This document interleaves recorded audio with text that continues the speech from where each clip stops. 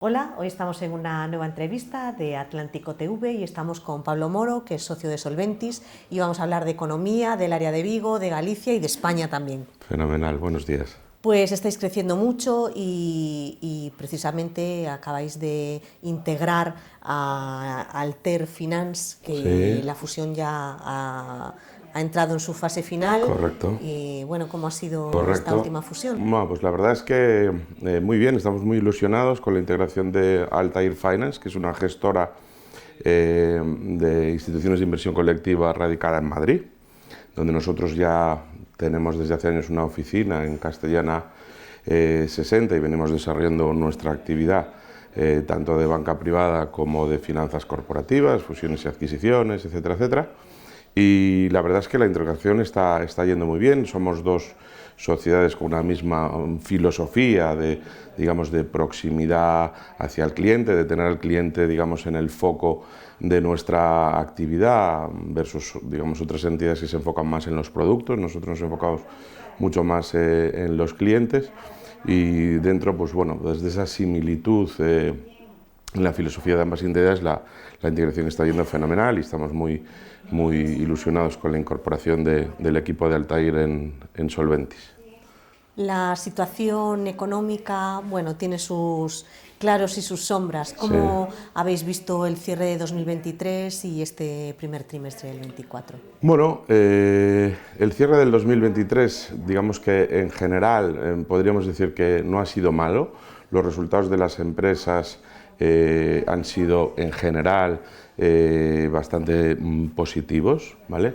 Sí que es cierto, pues bueno, que en el mercado ha habido una serie de focos importantes, como es por un lado el empleo, como es por otro lado pues el crecimiento, que es cierto que ya en este año 2024 se está empezando a ralentizar, hablo a nivel global, de manera significativa, ¿vale?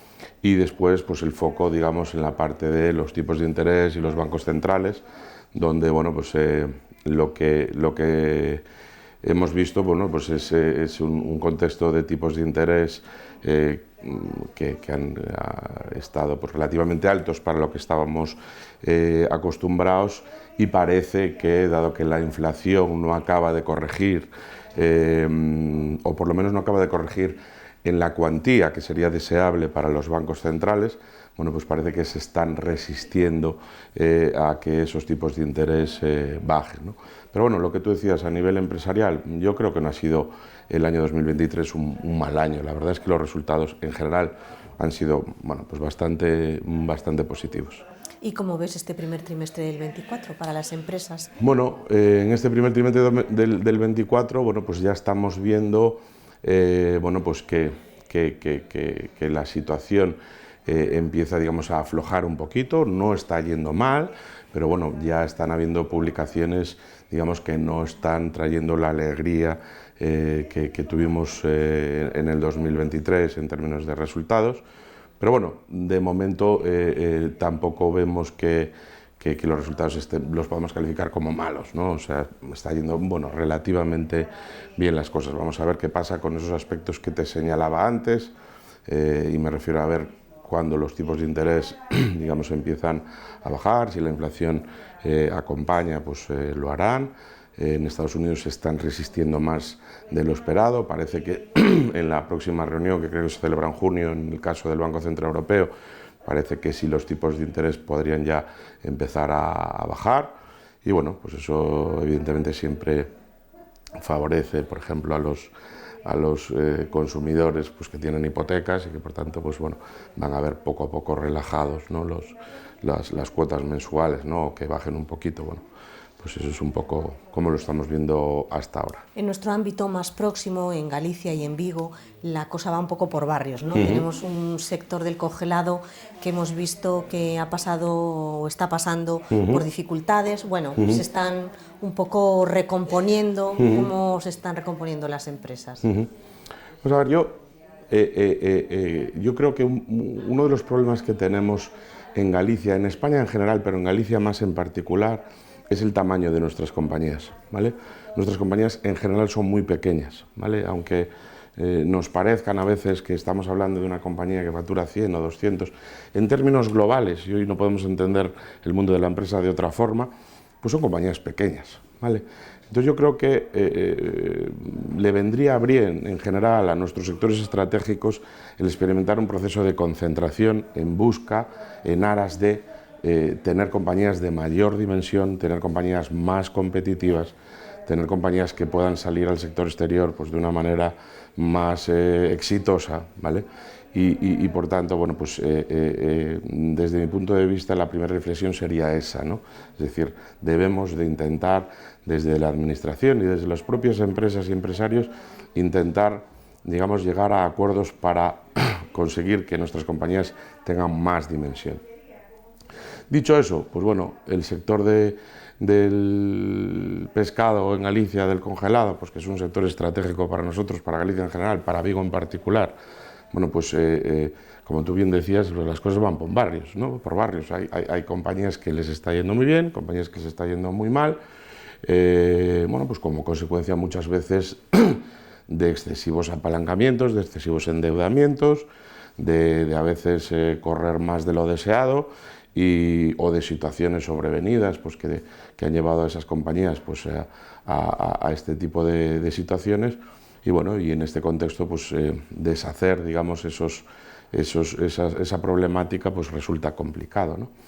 Pero yo creo que ha sido también de alguna forma una coincidencia en el tiempo, ¿no? Donde han surgido 2 o 3 o 4 problemas en compañías concretas, pero yo no veo en absoluto un mal generalizado en el sector, ni muchísimo menos, ¿no? Es decir, creo que en Vigo tenemos excelentísimas compañías armatoriales, de pesca, de congelado, de productos del mar en general, y que esas compañías van a continuar creciendo y van a seguir haciéndolo bien y van a seguir siendo un referente aquí en Galicia.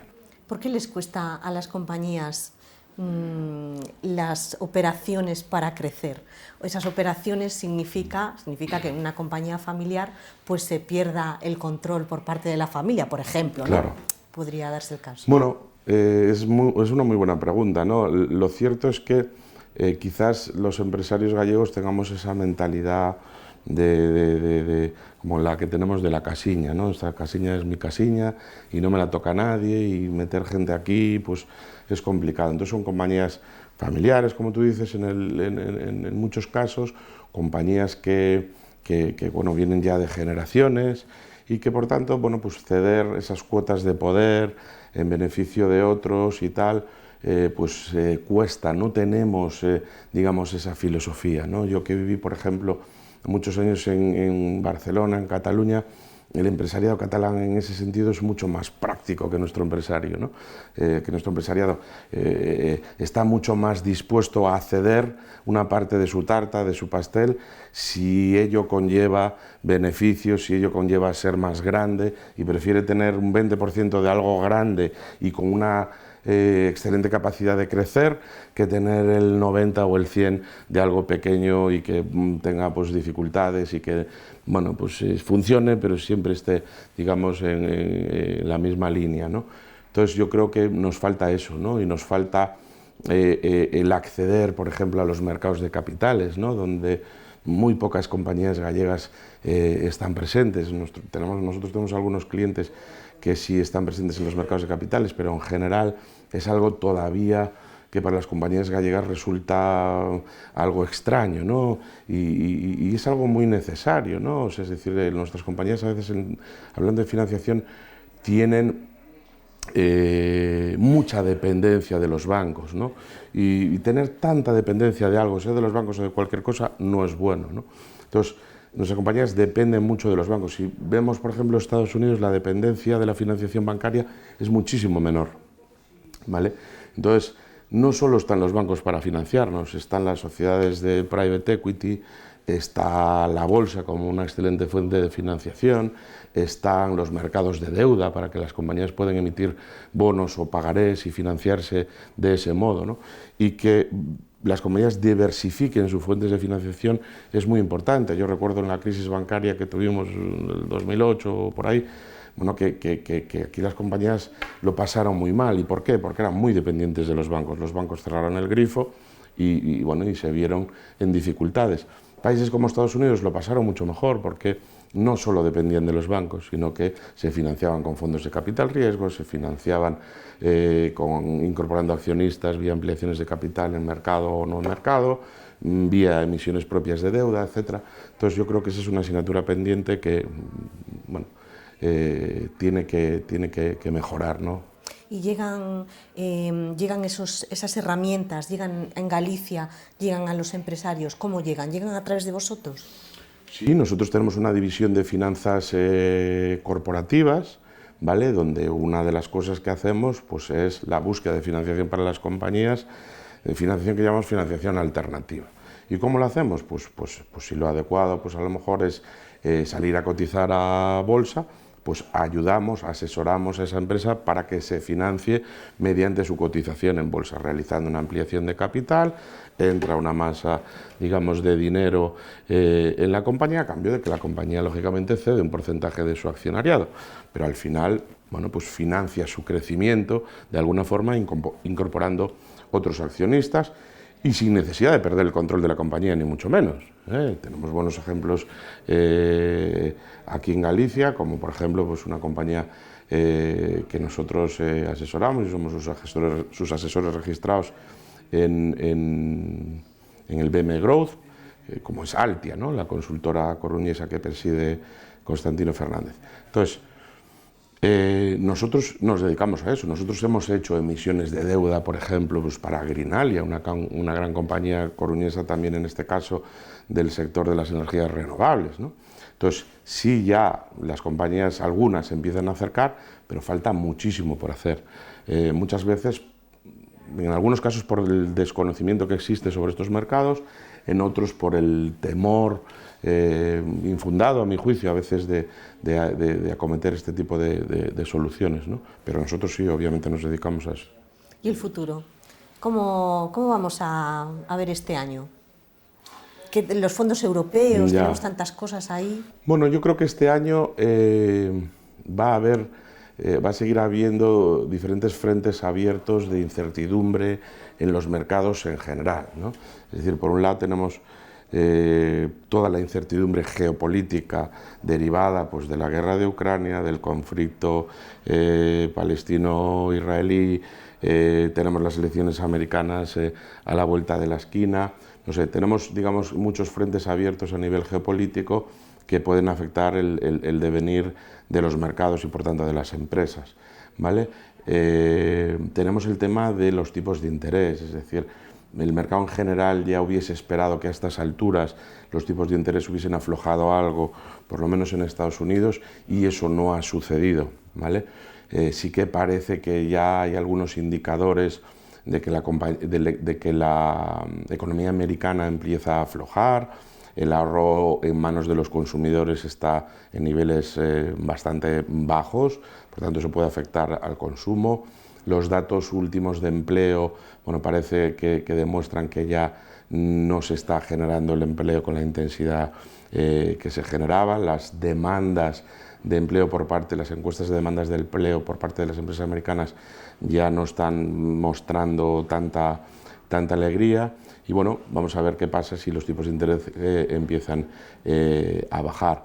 Yo creo que este año va a ser un año de desaceleración, quizás a nivel general, con unos crecimientos en el caso de Europa muy bajitos. Sí es cierto que España, bueno, pues va a crecer más que la media europea. También venimos de una situación post-COVID, digamos, muy delicada, pero que vamos a tener unos crecimientos muy moderados en general a nivel mundial, quizás más moderados en Europa, un poquito mejores en Estados Unidos, pero tampoco nada especialmente bueno, y donde sí vamos a ver crecimientos importantes pues va a ser en países como India y en algunos países asiáticos, donde sí que se están creciendo de manera importante. Pero yo creo que va a ser un año de desaceleración. Yo no veo por el momento tampoco una situación de crisis, pero sí que veo una desaceleración en la economía y en los resultados de las empresas.